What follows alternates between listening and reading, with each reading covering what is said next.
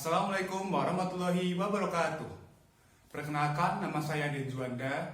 Saya mahasiswa Teknik Sipil Universitas Pancasila Tegal. Nah, tujuan saya membuat video ini adalah untuk mereview tiga buku yang saya baca. Nah, ketentuan dari tugas ini adalah kita harus membaca buku dan mereviewnya. Namun, bukunya itu bertema tentang teknik sipil, teman-teman.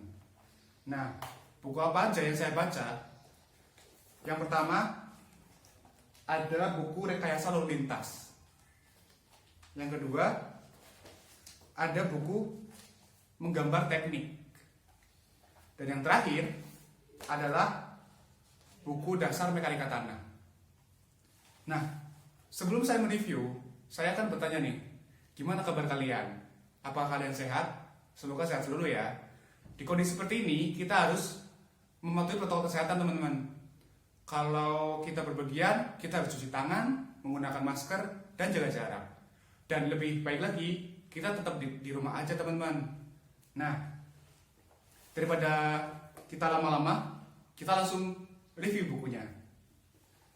Yang pertama adalah buku Rekayasa Lalu Lintas.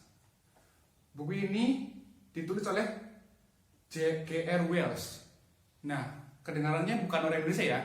Nah, memang buku ini sebenarnya itu adalah buku berbahasa bahasa Inggris, teman-teman. Cuma buku ini diterjemahkan oleh Bapak Insinyur Suardjoko. Jadi sebenarnya buku ini memiliki judul asli itu Traffic Engineering and Introduction. Nah, sebelum review buku juga, kalian tahu nggak sih sebenarnya lalu lintas apa? Kalian kan sering banget tuh menggunakan motor berada di lalu lintas. Tapi apakah kalian tahu definisi aslinya? Nah, lalu lintas itu di dalam Undang-Undang Nomor 22 Tahun 2009 didefinisikan sebagai gerak kendaraan dan orang di ruang lalu lintas jalan. Sedang yang dimaksud dengan ruang lalu lintas jalan adalah prasarana yang diperuntukkan bagi gerak pindah kendaraan, orang, dan atau barang yang berupa jalan dan fasilitas pendukung. Nah, sudah definisi dari lalu lintas, kita balik lagi ke bukunya ya. Menurut saya buku ini cukup tebal karena buku ini memiliki 159 halaman. Cover dari buku ini cukup bagus dan sesuai dengan tema, yaitu rekayasa lalu lintas. Tadi kan halamannya ada 159 ya. Nah, karena setebal itu memang ada di buku ini tuh ada 12 bab pembahasan, teman-teman. Nah, apa sih topik yang dibicarakan dari 12 bab itu? Yang pertama ada arus lalu lintas. Yang kedua, kecepatan dan pertundaan. Yang ketiga ada parkir. Yang keempat ada persimpangan jalan. Dan yang kelima adalah kecelakaan. Nah, dari topik yang disebutkan tadi, di setiap topik itu ada 5 pembahasan dari setiap topik.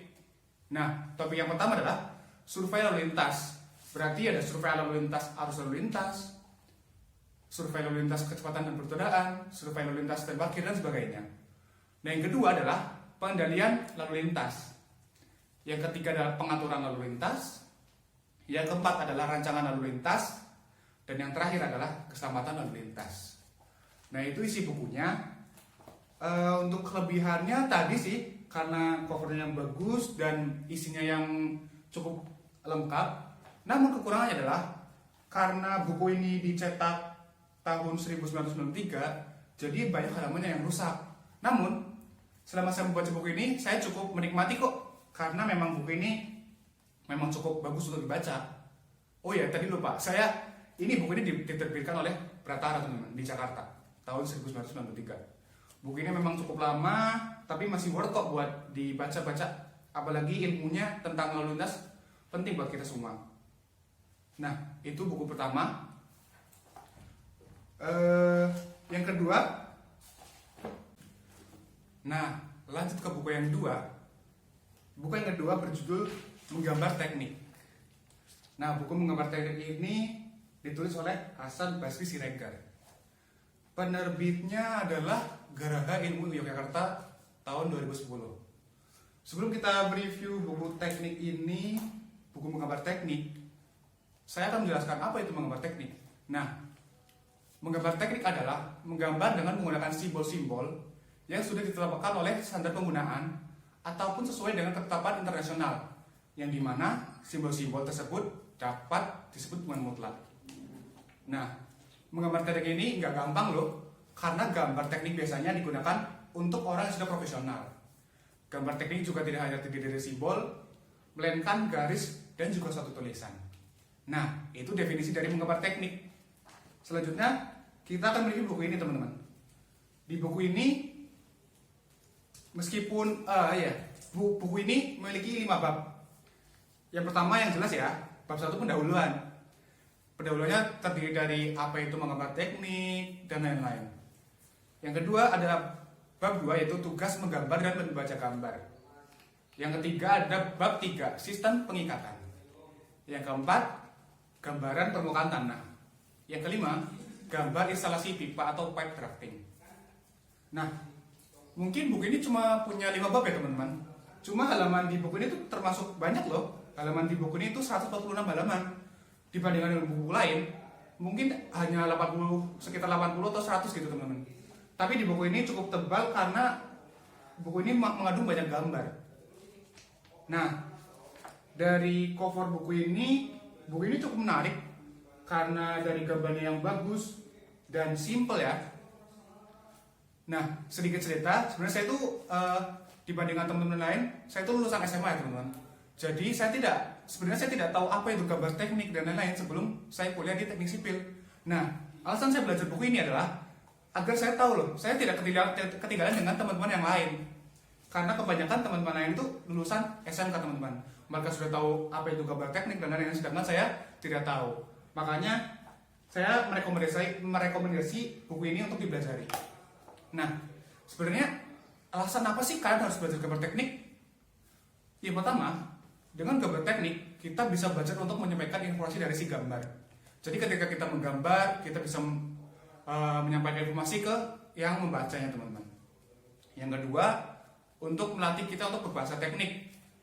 Bahasa teknik dan bahasa biasa itu beda ya teman-teman. Jadi kita bisa melihat simbol-simbol ini artinya apa dan lain-lain. Makanya buku ini sangat penting untuk kalian semua. Yang ketiga, melatih kita untuk bertindak lebih teliti sehingga dapat diperoleh gambar teknik yang sempurna.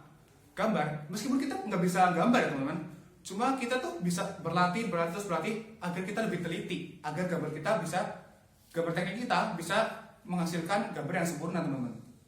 Nah, yang terakhir, dengan belajar bahasa teknik, kita diarahkan bisa merancang benda yang akan dibuat. Memang gambar teknik memang diciptakan untuk merancang suatu benda agar kita bisa membuatnya. Nah, itu sih buku yang kedua. Buku ini termasuk bagus, saya merekomendasikan kalian untuk membaca ini. Oke, lanjut ke buku ketiga. Nah, kita akan mereview buku yang ketiga teman-teman, atau buku yang terakhir. Buku ini berjudul Dasar Mekanika Tanah. Buku ini ditulis oleh 3 penulis. Yang pertama adalah Budi Santosa, Heri Suprapto, dan Suryadi HS. Buku ini juga diterbitkan oleh penerbit Gunadarma. Halamannya ada 80 halaman teman-teman. Nah, sebelum kita menjelaskan buku ini, seperti biasa, apa sih mekanika tanah itu? Nah, mekanika tanah adalah suatu cabang dari ilmu teknik yang mempelajari perilaku tanah dan sifatnya yang diakibatkan oleh tegangan-regangan yang disebabkan oleh gaya-gaya yang bekerja. Nah, itu definisi mekanika tanah teman-teman. Kembali lagi, seperti yang tadi saya jelaskan, buku ini memiliki 80 halaman. Namun, dengan 80 halaman ini, buku ini cukup punya banyak 8 bab pembahasan loh. Di sini buku ini ada 8 bab pembahasan. Apa aja? Yang pertama, yang sudah pasti ya, bab 1 pendahuluan. Di bab 1 ini ada apa aja sih? Yang pertama ada definisi mekanika tanah dan komposisi tanah. Bab 2, sifat, indeks, dan klasifikasi tanah. Apa aja? Ada klasifikasi tanah, ukuran partikel tanah, analisa ukuran partikel, dan lain-lain. Bab 3 yaitu daya rembes. Di bab 3 ini apa aja yang dibahas Kak? Nah, di sini ada kondisi, ada aliran air arus vertikal. Yang kedua ada peristiwa liquefaction atau tanah menjadi cair. Dan ketiga ada tanah untuk bahan filter. Nah, bab yang keempat ada kuat geser tanah. Apa aja sih? Yang pertama ada percobaan kotak geser, hukum kolom, dan perbedaan sifat pasir dan lempung. Dan bab 5 yaitu pemadatan tanah, bab 6 penyebaran tekanan dalam tanah, bab 7 tekanan tanah aktif dan pasif, dan bab terakhir daya dukung tanah. Menurut saya buku ini cukup bagus karena jujur waktu semester 1 ini saya sedang melakukan praktikum, teman-teman. Praktikum mekanika tanah. Saya butuh referensi yang banyak agar laporan saya diterima oleh dosen, teman-teman. Jadi saya membaca buku ini dan saya cukup terbantu untuk mengerjakan laporan ini. Itu saja sih. Menurut saya tiga buku ini bagus. Cuma ada satu kelemahan dari buku yang tadi yang pertama, yaitu buku Rekayasa Lalu Lintas. Karena buku ini diterbitkan tahun 1993, jadi buku ini terkesan lama dan banyak halaman yang rusak. Tapi itu tidak membuat saya malas membaca sih, karena buku ini memang bagus untuk perkuliahan saya. Sekian video saya. Terima kasih yang bagi sudah menonton video ini.